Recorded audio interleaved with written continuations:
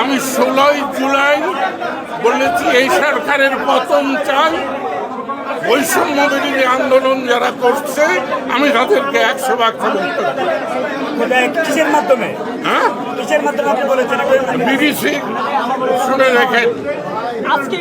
আমি কোনোদিন আমাকে বলা হয়েছে যে মুক্তিযোদ্ধারা আসার উদ্দেশ্য কি? হ্যাঁ, আপনি এখানে আসার উদ্দেশ্য কি? এটা আমার উদ্দেশ্য আপনার ইনফরমেশন দিছে কি? আসতে বলছে কে?